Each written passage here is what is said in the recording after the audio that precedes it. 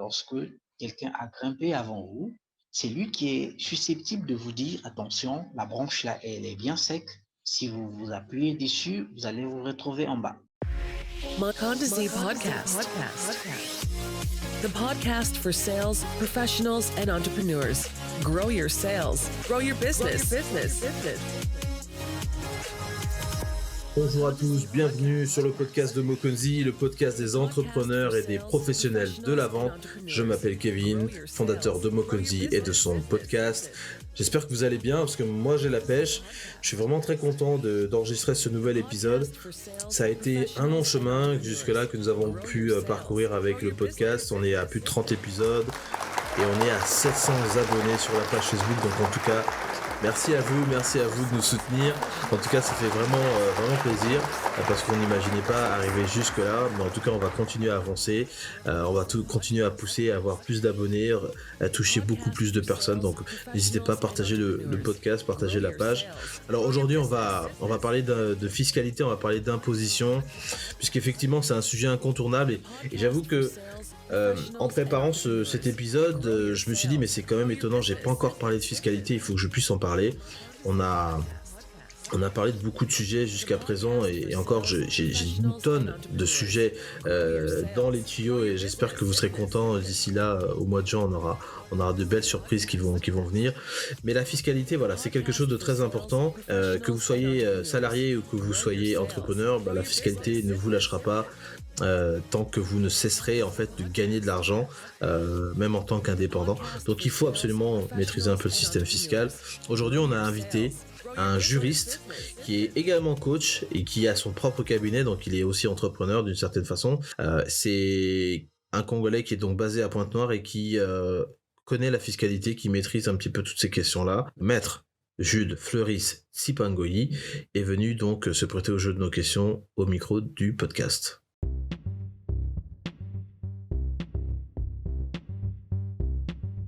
Je suis Jules Fleuris Tsipangoyi, juriste. Je tiens un cabinet conseil.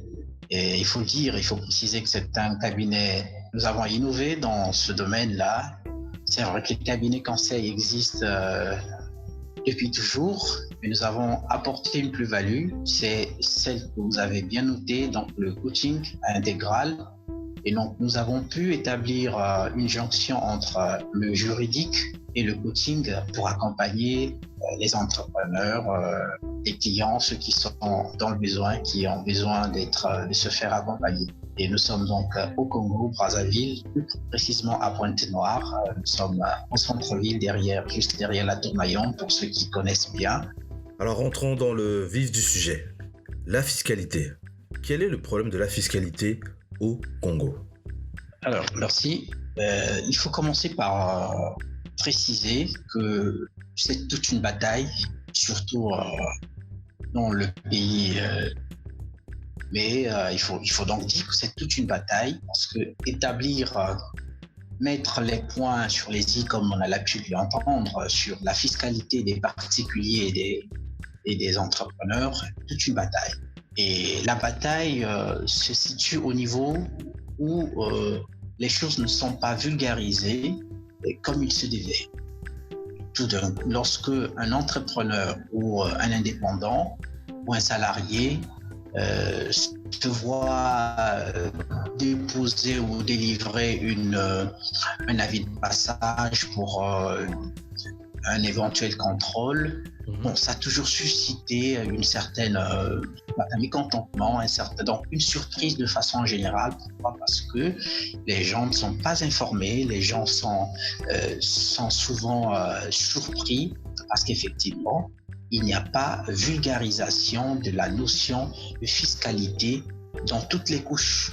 On va peut-être pas s'arrêter sur les salariés ou les commerçants ou en un mot les entrepreneurs ou les entreprenants pour répéter les termes de l'acte uniforme. Donc le vrai problème, et c'est ça vraiment le nœud, c'est d'abord la vulgarisation, la connaissance de la notion de fiscalité. En tout cas, cette notion n'est pas ancrée dans l'esprit de l'entrepreneur ou de l'entrepreneur, qu'il soit indépendant, qu'il soit salarié. Et voilà, donc la base, c'est celle-là. La fiscalité pour les entrepreneurs et la fiscalité pour les commerciaux salariés en entreprise est complètement différente. Quelle est la fiscalité qui s'impose quand on veut commencer une activité commerciale au Congo en tant qu'entrepreneur? Alors, pour qu'il s'agisse des indépendants, des commerciaux, la fiscalité reste la même. La fiscalité est d'abord déclarative, c'est-à-dire que si vous ne vous prononcez pas, personne ne saura que vous avez une activité. Personne ne saura que vous devez l'impôt. Donc c'est vous qui allez vers la fiscalité pour vous prononcer. C'est comme, permettez que je prenne un exemple, comme quelqu'un qui veut se marier, c'est lui qui va vers les parents de sa future épouse. Alors là, c'est la même procédure qu'on utilise au niveau de la fiscalité. Elle est déclarative. Vous allez vous déclarer une existence. On vous établit un document qu'on appelle l'existence fiscale, la déclaration d'existence fiscale. C'est à partir de là que, au Congo, nous avons l'opportunité de, quand vous déclarez, la première année, vous êtes exonéré. Vous ne payez que vous payez que la TOL, donc la taxe d'occupation locative, pour les personnes physiques qui se lèvent à peine à 60 000 francs. D'accord. Et le reste, vous serez imposé au cours de la deuxième année d'exercice. Alors, maintenant, sur ce point, on est imposé à partir de la deuxième année sur la première année de revenus? Oui, ça se calcule. On vous laisse le temps de travailler au cours de la première année et au cours de l'année qui s'en suivra, donc la deuxième année, on verra. On va calculer votre patente, par exemple, et le reste. Donc, je fais allusion à la patente, je fais allusion à la TUS, donc la taxe unique sur les salaires. Et je fais allusion à l'IGF, donc l'impôt global forfaitaire, et ainsi de suite. Ça sera calculé sur la base de votre chiffre d'affaires réalisé pendant que vous étiez en essai. Donc la première année, on sous-entend une année d'essai, quoi. Non, lorsque vous venez en deuxième année, sous-entend que vous avez essayé, mais vous êtes allé jusqu'à quel niveau, donc en termes de chiffre d'affaires, et c'est sur cette base que le reste sera calculé. Si vous n'avez pas réalisé un chiffre d'affaires assez conséquent, automatiquement, vous serez aussi pris comme quelqu'un qui n'a pas fait une bonne affaire, et puis on ne pourra pas vous imposer. Voilà, donc voilà pourquoi j'ai parlé dès le départ, c'est déclaratif, c'est vous qui venez vous déclarer, vous dites écoutez, moi j'existe déjà sur le plan juridique, mais il faut que j'existe sur le plan fiscal.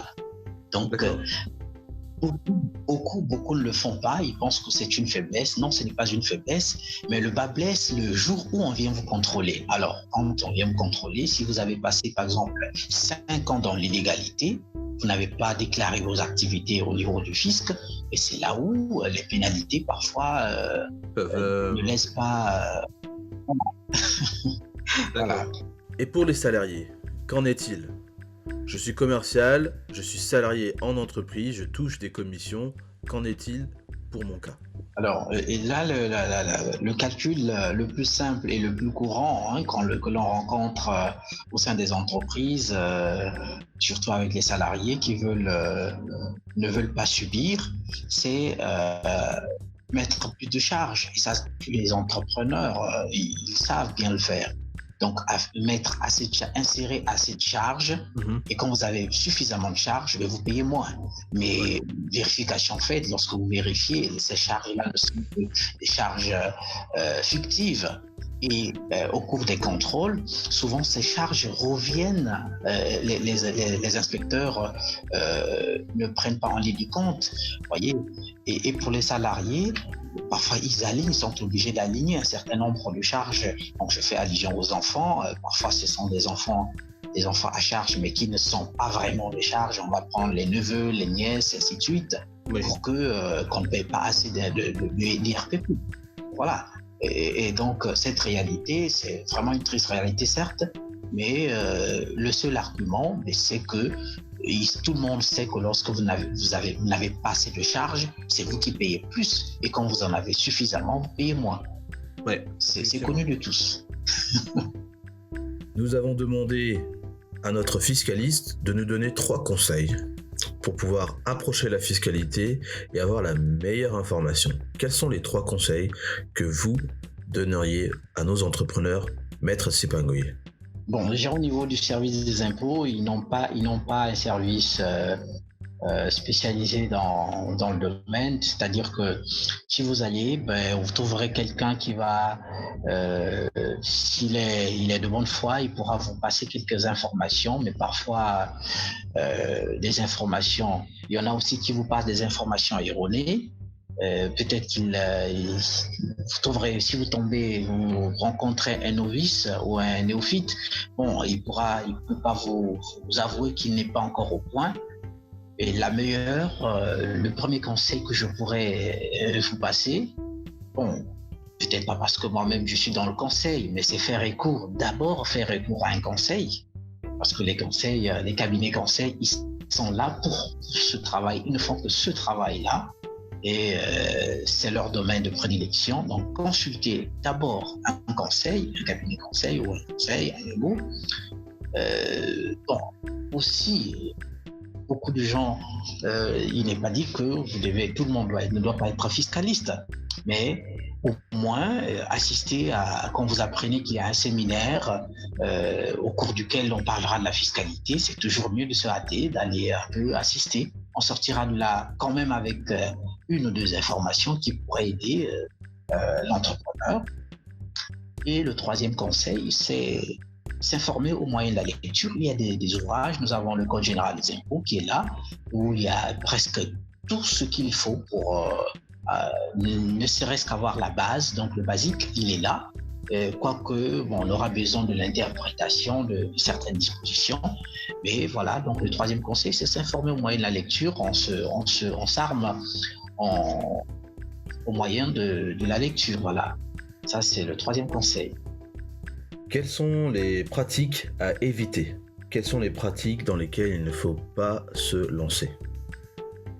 Ne pas faire comme tous les autres qui ignorent la fiscalité. La fiscalité est une réalité qui est là, qu'on ne peut pas ignorer, parce que lorsqu'on l'ignore, elle finit par vous rater.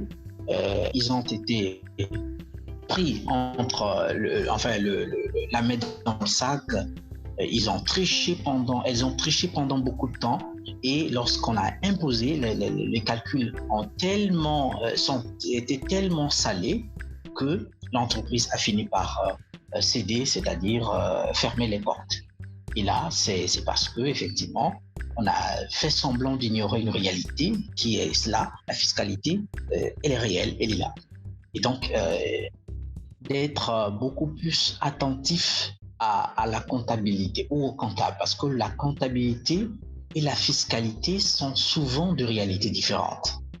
Le comptable, il a une certaine façon de faire sa comptabilité, mais aux yeux de la fiscalité, cette comptabilité est souvent balayée d'un revers de main, et souvent beaucoup de chefs d'entreprise se retrouvent dans une sorte de merde due à leur comptable.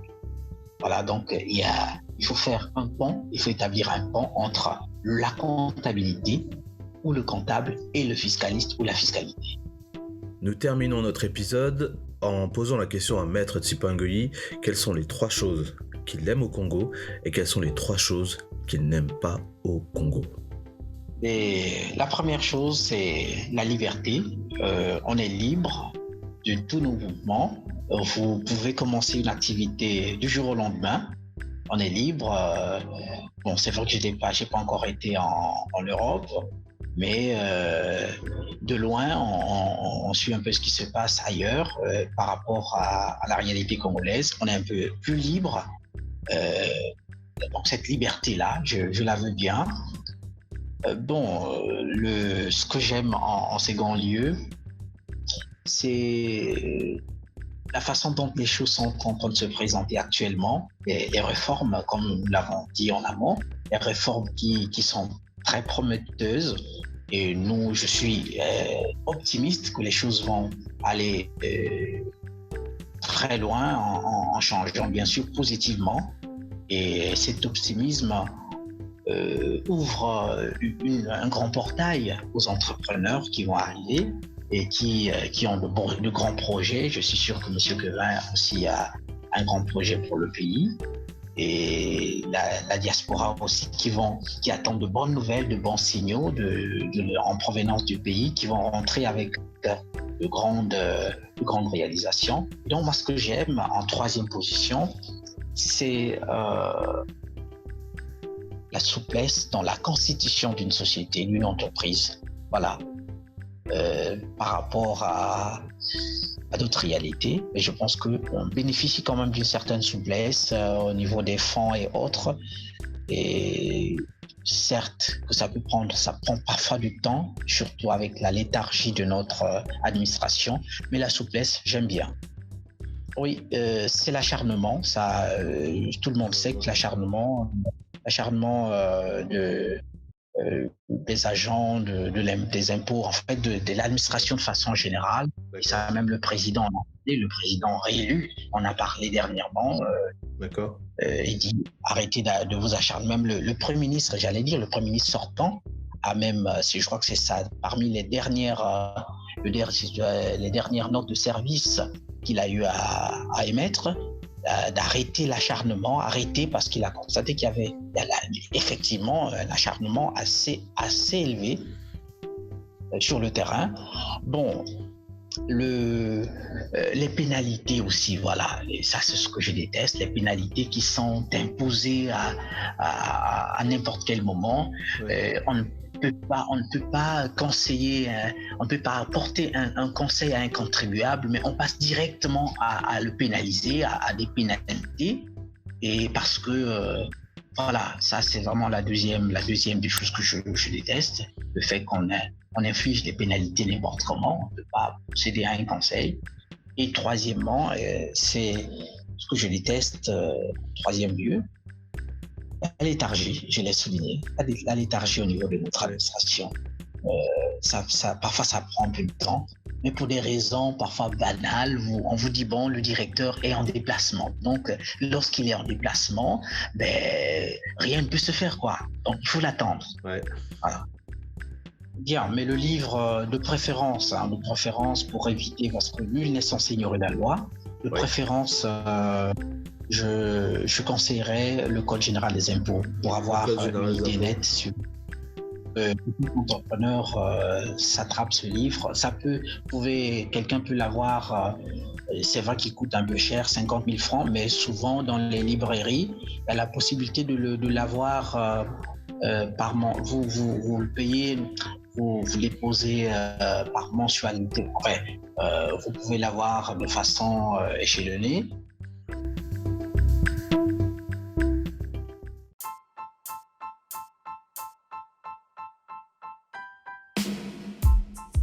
Si le podcast de Mokonzi vous plaît et que vous aimeriez présenter votre entreprise, ses services, ses produits à notre communauté d'auditeurs, rien de plus simple, vous nous envoyez un email sur podcast@mokonzi.com et nous pourrons insérer une publicité pour vous. Merci beaucoup.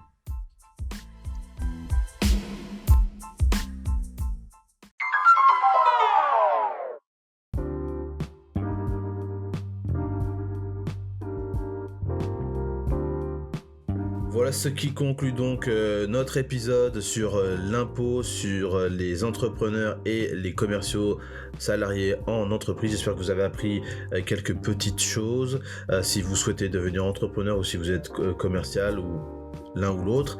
En tout cas, c'était un plaisir pour nous d'avoir Maître Jude Fleuris ici sur le podcast. Si vous souhaitez peut-être le contacter, avoir des conseils de la part d'un professionnel en termes de fiscalité, n'hésitez pas, vous pouvez l'appeler sur le 06 644 55 61. Et également, vous avez le 05 572 00 77. Je rappelle qu'il a aussi une page Facebook, Juris Fleuris, sur Facebook, donc vous pouvez le contacter aussi sur cette page si vous souhaitez avoir quelques conseils. En tout cas, nous on a appris pas mal de choses sur cet épisode avec le maître Jude Fleuris. Je pense que pour tous ceux qui souhaitent se lancer, vous avez maintenant des éléments clés, mais rappelez-vous, c'est de votre responsabilité que de vous informer, que de chercher l'information. Vous ne pouvez pas attendre qu'on vous donne cette information, il faut aller la chercher.